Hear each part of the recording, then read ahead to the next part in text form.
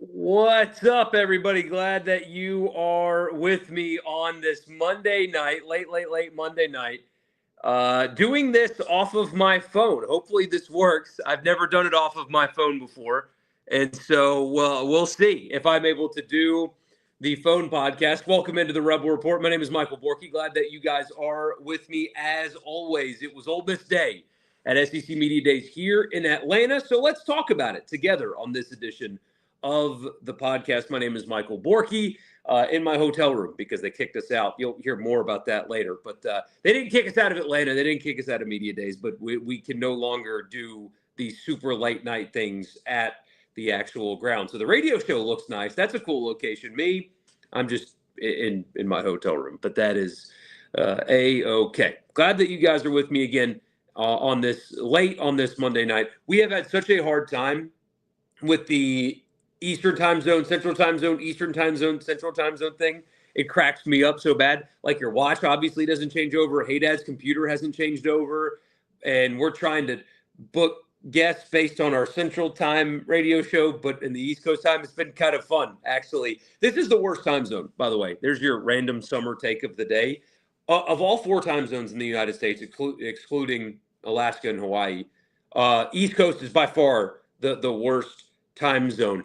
Everything happens later, and I think Central's the best. If I had to power rank them, Central, Mountain, Pacific, Eastern. Eastern's by far the worst. I don't really have a better explanation than that right there. But glad you guys are here. Subscribe, leave a like, hit the notification bell, all that good stuff right here on YouTube and wherever you get your podcast. Just search Rebel Report and subscribe and leave a rating and a review. So it was Ole Miss Day at SEC Media Days. You'll hear coming up later this week conversations with everybody. Really good stuff. I was impressed by all three players in particular. Austin Simmons, but Caden Lee was great. TJ Dottery was great. But you guys want to start with Lane Kiffin, I'm sure, and what I learned and saw today. Two things can be true at once. When it comes to a football conversation, I learned nothing at all about Ole Miss from Lane Kiffin today. Literally nothing at all. He offered no details. He even joked that he told his players not to offer up any details, like don't be boring, but also don't tell them, what we're going to do this year, that kind of stuff. So from a football perspective, I didn't learn anything about Ole Miss from Lane Kiffin today, really at all. And that's kind of how he is. We even had a radio listener text and say, Lane seemed kind of like subdued. Is he still sad about coming up short last year? I think was the crux of his message. And it was like, no, man, that's him. That is Lane Kiffin all the time. People mistake Twitter persona or like the random quips, like when he took a shot at Hugh Freeze today, as like him being like this loud and animated guy, and he is not that, and he's never been that. He is very dry. And so absent, apparently he was good on Feinbaum today. I'm not going to seek that out to find out. I'll just take your word for it if he was. And taking the shot at Hugh Freeze, by and large, he was really dry today. That's what he is. That's what he's always been, and that's fine. There's nothing wrong with that. It's just how he is. But I did think that, and if you haven't seen it, go watch his press conference. The amount of talking he did about the Ole Miss Oxford community centered around his family is interesting. That is definitely something, if you haven't heard that, you need to go seek that out. I could post his whole press conference right here, but I mean, by the time that I do it, you guys will probably have looked for it anyway. Maybe I should. I might go ahead and do that tomorrow. We'll see. But go seek that out, because as you guys know, the Kiffin family has experienced loss lately.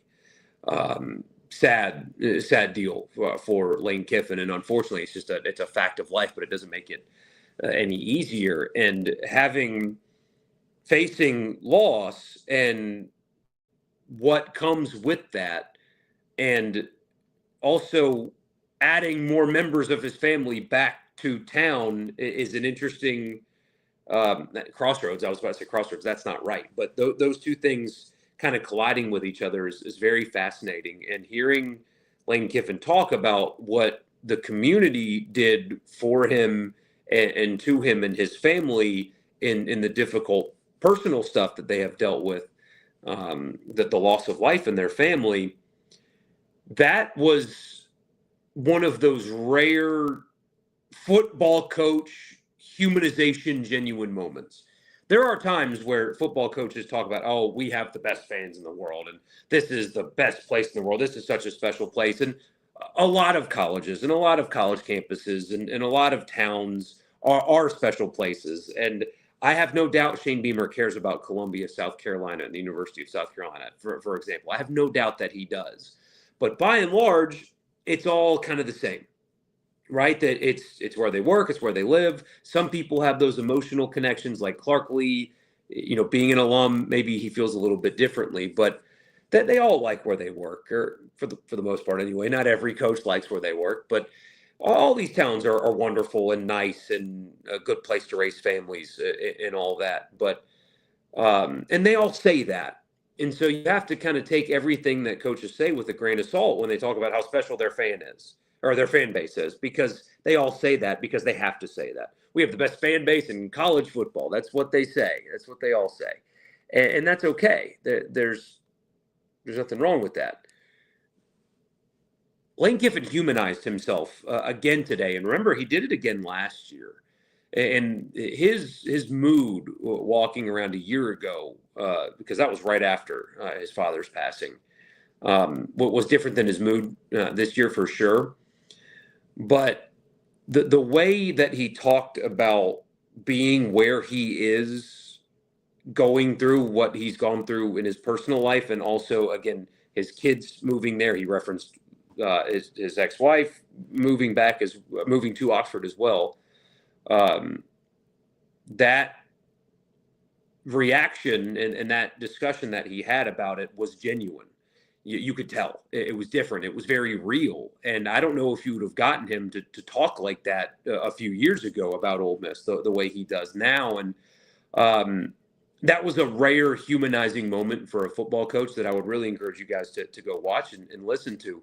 You don't get that from them very often, but when you listen to it, you think, okay, this isn't just a coach gassing up his fan base. This is a guy that has been through some stuff, and he is actually truly, genuinely appreciative and surprised at what the people around him and his family did in that time. It's a very interesting, that was the thing that it was powerful almost, because, these guys are millionaires and they're football coaches, and they're judged exclusively based on if they win or lose. And that's it, right? And they get paid a lot of money to do this job. And would Lane Kiffin live in Oxford if he was not a football coach at Ole Miss? Well, of course not. And that applies to everybody in the SEC. But it's very clear that he is emotionally invested in the job that he has in the place in which he lives differently than he has been in years past. There's no doubt. So I thought that was a really cool an interesting moment. Otherwise, the shots at Hugh Freeze were really funny. He was asked about, why do you tweet at Hugh Freeze? And the first half of his answer was basically, well, I like Hugh. He just, it's been something that we've been doing for a couple years. And, I was just making fun of him because he tweeted a picture of a 2-pound bass and I've got these bigger fish. And then it turned into, well, yeah, I hear his golf game is going great for him. And by the way, I went fishing yesterday. It's a dead period. Just so you know, it's a dead period. Oh, man, that's really good stuff. I remember when he used to spend time going after Jimbo. Now I guess Hugh Freeze has been the target of that for a while. And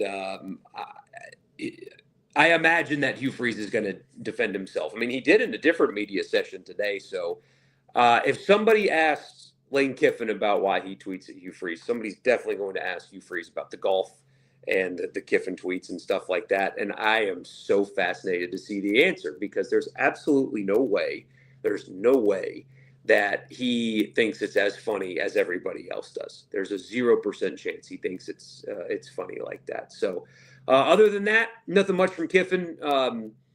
again, he's when he wants to be, he's really good at this.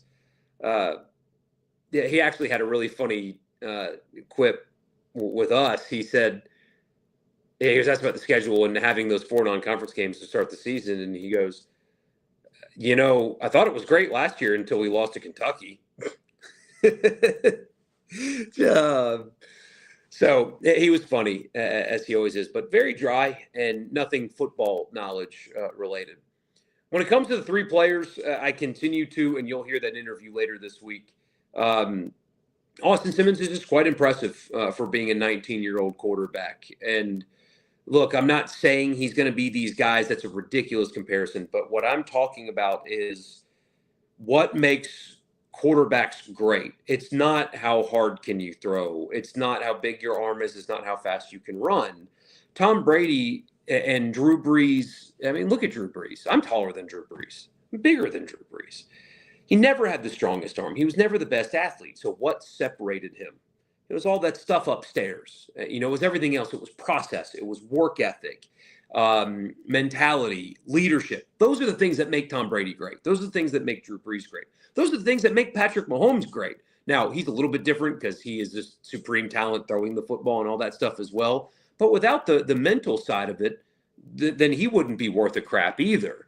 And that's the second time I've gotten to visit with Austin Simmons, and you can just see and feel that the off the field stuff, the process, the mindset, the mental makeup, perspective, leadership, the gravitas, he's got all that. And he has the talent as well. So it's just putting those 2 things together and becoming a quarterback on the actual football field. But one thing I don't believe you have to worry about when it comes to your football team in 2025 is your quarterback's ability to handle the pressure that comes with being a starting quarterback in the SEC, even at his young age. He is very ready for all of this. And it's not an arrogance. It's a confidence. He's impressive. He's just very, very impressive. Caden Lee's impressive as well. He was a really good interview. TJ Daugherty was the first time I had a chance to visit with him. It was a shorter visit with him, unfortunately. We ran short on time, but it was really good as well. All 3 of those are going to be given to you guys this week, and I'm really looking forward to that. Should be visiting with Greg Sankey as well, so I will bring that to you guys here. Have opponent preview and all that stuff coming your way as the weeks go on, all from here. So glad you guys are here. Tell me what you thought about what you saw and heard today from Ole Miss's day at SEC Media Days, and I'll read your comments after I tell you the podcast is brought to you in part by Advantage Business Systems. Check them out online, absms.com. That's the website. Advantage Business Systems has you covered for all of your Mississippi office technology needs. Tell them I sent you. You get a free office technology assessment. Podcast is also brought to you by Priority One Bank. They make you their priority every single day with their online banking platform. It's a one-stop shop. All you need is an internet connection, and you can do whatever it is that you need to do with your money, because Priority One Bank makes you their priority. And finally, Toyota of Brookhaven. Exit 40 in Brookhaven.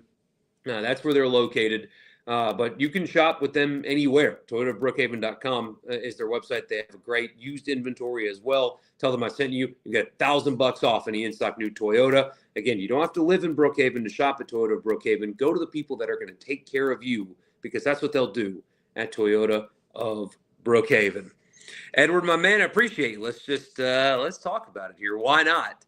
And anybody else who wants to jump in the comments, come on in and let's talk about the day. Hope you're having. Oh, wait, hold on. Is that displaying when I touch it? Either way, I guess I don't have to put it on the screen, but I can read it. Hope you're having a fun time. We are still working though. I mean, it's 10 o'clock Eastern, and I was down there at like 7:45. So long day, but who cares? Kind of funny, on Ole Miss Football Media Day, the biggest news was baseball with Hunter Elliott announcing his return. No kidding. That's huge. Breaking news, more at 11. Hunter Elliott returning to Ole Miss is huge. But it is. And especially if you can get the guy that you got in the back half of this past season. You've got a bona fide first team preseason all SEC ace on the hill. And how much of your weekend series are determined based on who starts for you on Friday night? That there's a reason there's such an emphasis on it. And he, when he's at his best, is elite. And at the back half of the season, he was at its best. I'm a little surprised that he didn't get drafted sooner. It certainly appeared at the end of the season that he was anticipating leaving, but he's back. And I know the draft wasn't perfect for Ole Miss, but the fact that he's returning is a huge, huge deal. Football wise, was as little as possible. His comments on Freeze were pretty funny. No kidding. Yeah, I will skip that one, but yeah.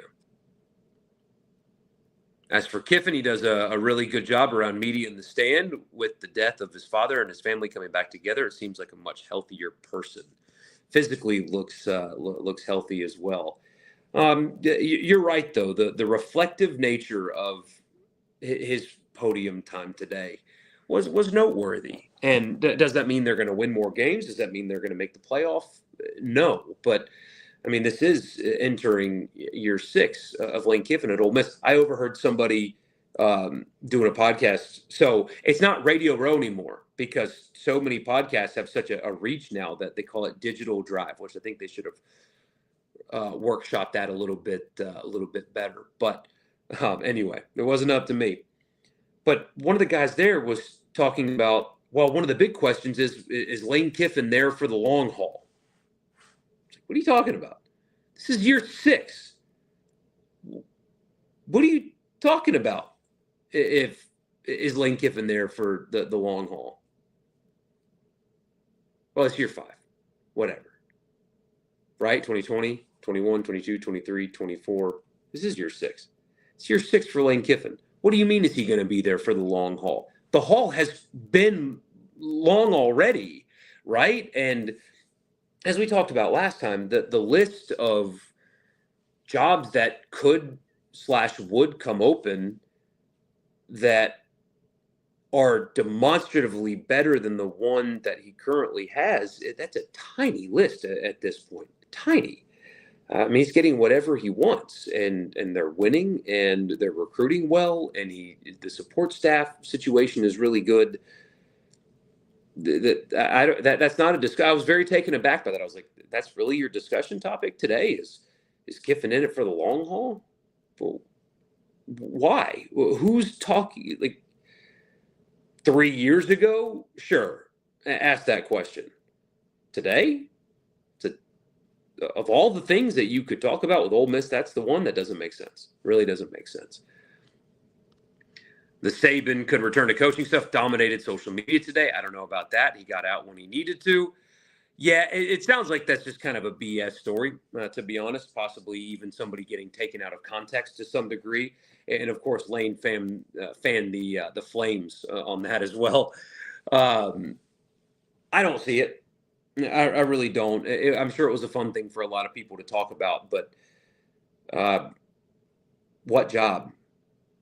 What job and what is different about the current state of college football today than when he retired?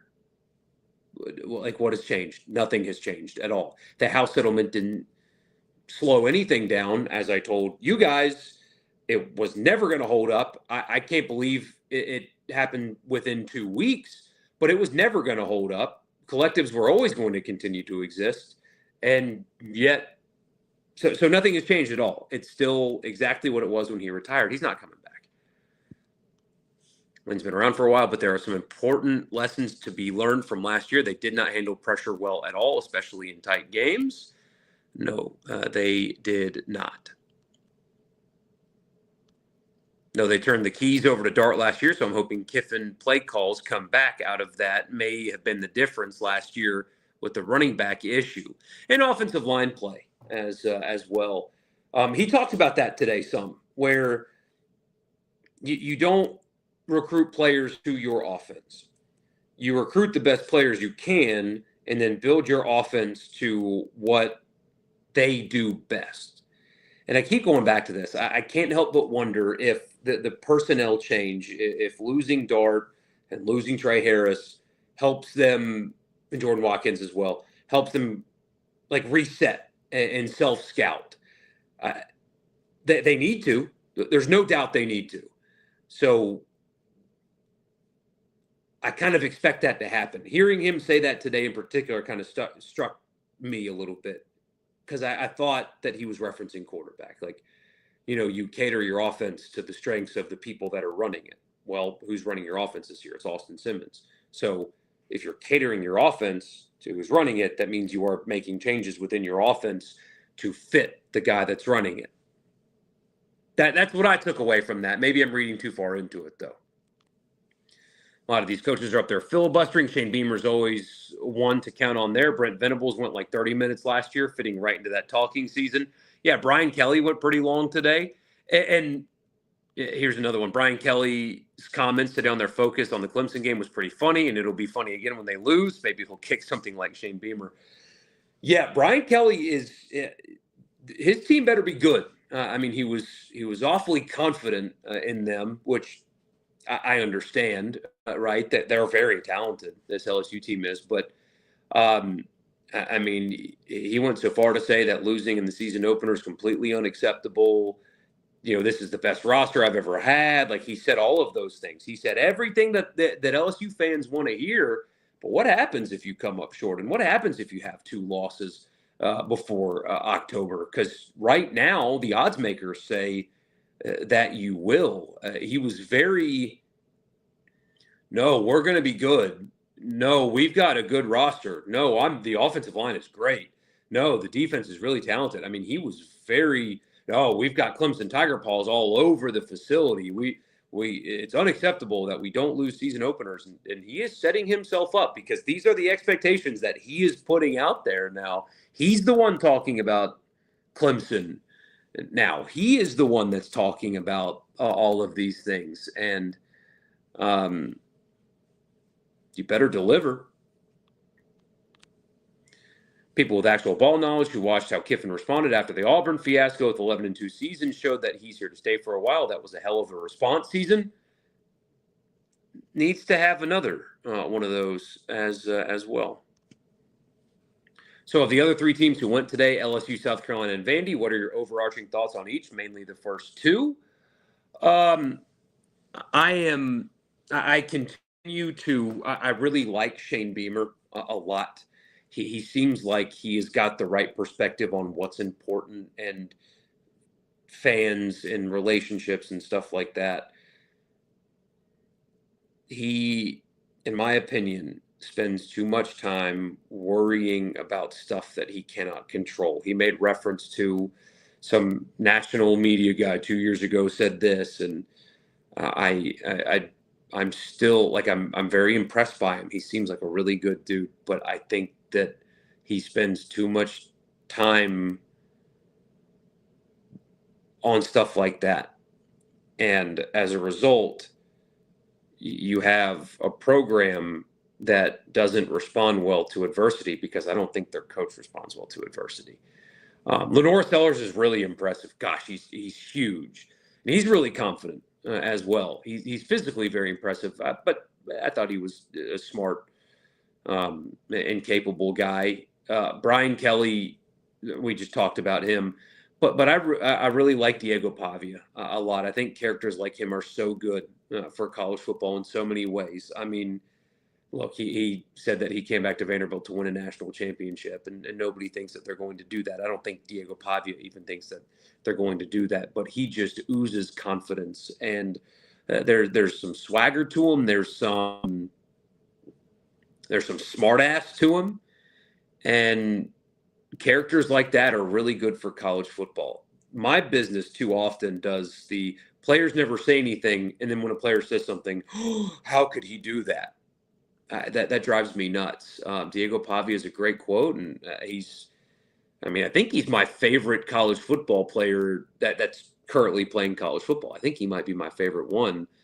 But Clark Lee is trying to change the messaging around Vanderbilt football because, while you're building something like that, nobody's going to respect you. People still don't respect Vanderbilt after what they did a year ago, and I don't think that's right. I mean, my guy Haydad's just Vanderbilt's not good. Whatever, they'll beat Vanderbilt. Just dismissive of them, and that's a product of decades of being awful. But slowly, guys like Diego Pavia can help. But Clark Lee's messaging is really on point, and he's really direct, and he's really focused, and clearly very smart. I think he's got kind of an impossible job, but basically everything that I heard today kind of affirms what I think about their programs and the current state of them. There weren't really any fireworks or anything revealing today. It was pretty standard for a day at SEC Media Days. Kiffin was pretty dry, took a shot at Hugh Freeze. Brian Kelly was typical Brian Kelly. Shane Beamer came off really well, but I'm concerned about things like kicking the trash cans, and I mean, still remembering what a national media member said that wasn't really that bad not too terribly long ago, and letting Brett Bielema let him lose control. It was a very standard day. Nothing really changed or was revealing today. You're going to have somebody that's going to do a post SEC Media Days coach power rankings and stuff like that, and there's nothing that you learn here that changes or that should change that, even though some people will let that happen to them. As weird as it may sound, I think the main reasons he's staying in Oxford are non-football related. He said as much. I mean, it's a different deal, and it's amazing what can happen to somebody when life changes happen. I mean, it's like that with my son. My perspective on things, and people in golf media make jokes about that, because every time a player has a baby, it's like, oh well, he's got that new dad perspective, and like they always do stories about how his perspective has changed on life as he has a kid.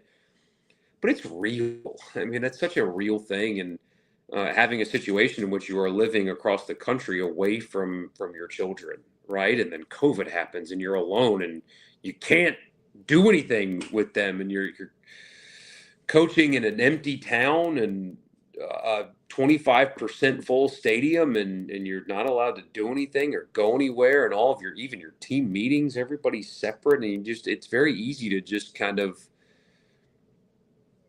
lose yourself a little bit, and to see how the addition of his kids moving there, and he talks about it publicly. I would not talk about this if he did not talk about it, because I think family should be off limits. But when he is so open about it, then I think it's fair, because it's very clear that this is a healthier version of him. Crazy that LSU hasn't won a season opener since 2019, and it'll be even longer. Top 5 preseason SEC quarterbacks. Oh gosh, I've got to fill that ballot out too on Wednesday, I guess. I guess Nuss will be my number 1. Hey, Dad'll hate this. I would have Pavia at 2. Sellers at 3, Lagway at 4. And you might be thinking, where's Austin Simmons? Where's Arch Manning? I value what we know over what we think we know. So Arch Manning is not going to be on my ballot for first or second team All SEC. He will not be on my ballot. Austin Simmons will not be on my ballot because we haven't seen enough. Gunnar Stockton will not be on my ballot. Whoever wins the job at Alabama, even though we all know who it's going to be, will not be on my ballot. When I do these preseason things, I do it based on what we know for sure over what we think the potential is. And even still, you're going to have Arch Manning. I think he might be first or second team. Vandy will make a bowl game again. I tend to think so. They get an easy win with Auburn, so. They do have the second hardest schedule, according to the media today. It's the SEC. They're all difficult.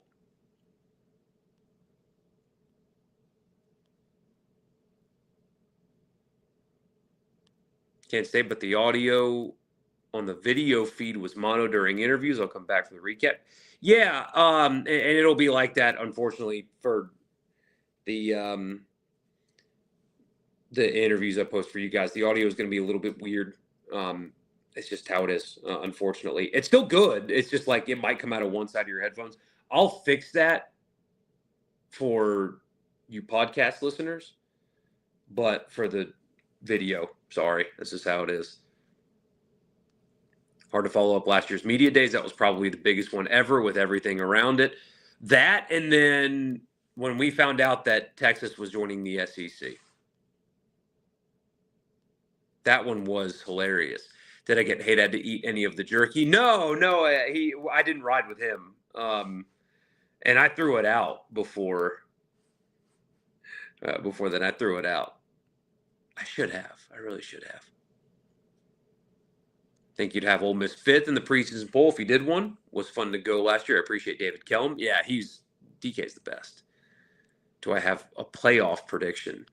Yeah, Ohio State, Texas, Georgia, and Oregon. It'll be one of those. I do think that this is Oregon's year to finally win a national championship. I do think that this is their year. Yeah, I have to do a predicted order of finish as well. We'll do an entire episode centered around that as well. Here's my ballot. Here's why I voted and who I voted for and all that stuff. I'll do that this week for you guys as well. So anyway, that's it for me, guys. It's late over here on the East Coast and I have an early morning as well. So I appreciate you being here. Caden Lee, Austin Simmons, TJ Daugherty, all already in the hopper, uploaded, scheduled for you, and a whole lot more coming your way from Media Days. And of course, the radio show. Tune into the radio show, guys. Sports Talk Mississippi, this statewide radio show that we do. So I hope you tune in there as well. But appreciate you guys. Enjoy the interviews and all that stuff I've got coming your way. Will not be live on Thursday because that's a travel day, but there will be a video for you. It will not be live. So we'll go live again on Sunday, but you will have a video every day before Sunday. So anyway, I'll see you guys. See you guys tomorrow for Caden Lee is who I uploaded first for you. So enjoy Caden Lee tomorrow, and I'll see you guys live on Sunday. You'll have a good night.